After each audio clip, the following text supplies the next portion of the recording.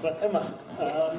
can you just tell us who you are and why you have to be sitting there talking to us about the move of Polam Hall to a free school? Okay, well, my name's Emma Thwaites, always been Emma Thwaites, and I was a Polam Hall pupil starting in 1976, and I think I left in 1982. And so it's really interesting for me to be back in the Liddiard Theatre, talking about my school days and some of the things that I've done since, and hoping to instil the parents who have come to look at the school today with a sense of excitement and wanting to introduce their children to Poland. Something that intrigues me is obviously you're a former pupil. You had all the benefits of the education that you had here.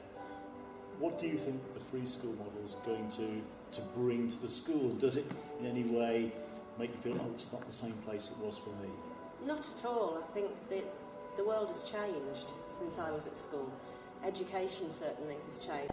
So the free school model, I believe, allows a school like Poland to bring its ethos of egalitarianism and humanitarianism and inclusiveness to some of those students and families that wouldn't otherwise be able to afford it.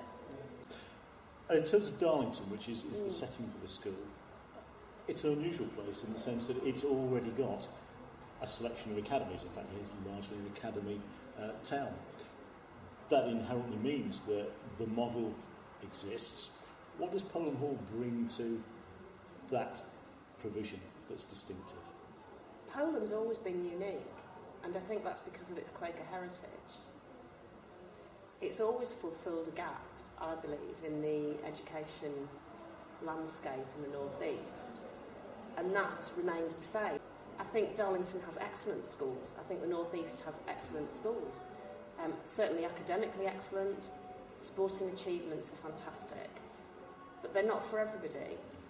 And you get a different portfolio of students at Polam. People who perhaps wouldn't thrive in other parts of the sector can come to Polam. I think one of the things that makes it stand out is it's going to remain a small school.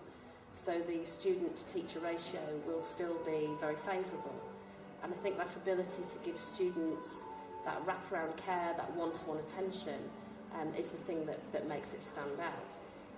If you compare it with a lot of the other private schools in the area as well at the moment, it's a non-selective school.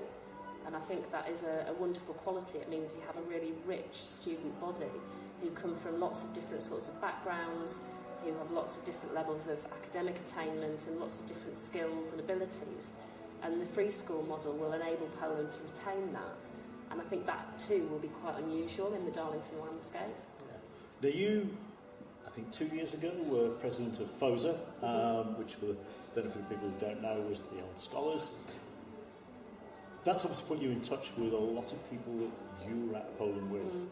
Now, one of the challenges that is always put against the school is, because you're non-selective, do people do better somehow? Given that you know all these people from your past, how do they feel about what Poland gave them? Did it give them that extra that they needed to get on in? I think the vast majority are very grateful that they were able to come to Poland for whatever reason, whether their parents were in the forces or their parents could afford to pay. They are very glad of the education that they received here. And the characteristic that binds us all together is that, well, we love each other dearly because we've been friends for more years than I care to say, 35 in some cases. But we are resilient and confident people, and we've been through lots of different trials and tribulations in our lives, but we've got through them. And I think the thing that binds us is the confidence and the robustness, perhaps, that was generated by being together in a school like Poland. So, and I think everybody is really glad to be reconnected with the school, or still connected. Some of my friends sent their children here. One of them, her eldest daughter, has just started university, having completed her whole education at Poland. So we're now seeing, generation after generation coming through the school, and that's really lovely. You're very eloquent about your relationship with the school, your friend's relationship with the school, which I guess is a testament to what the school did to you or for you.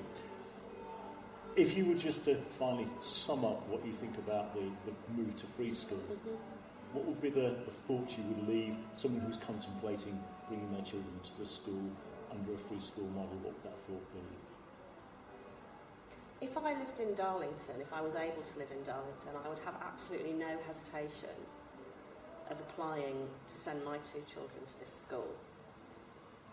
I'm very sorry that I can't do that because I run a business in London and I can't just up sticks and move back to Darlington.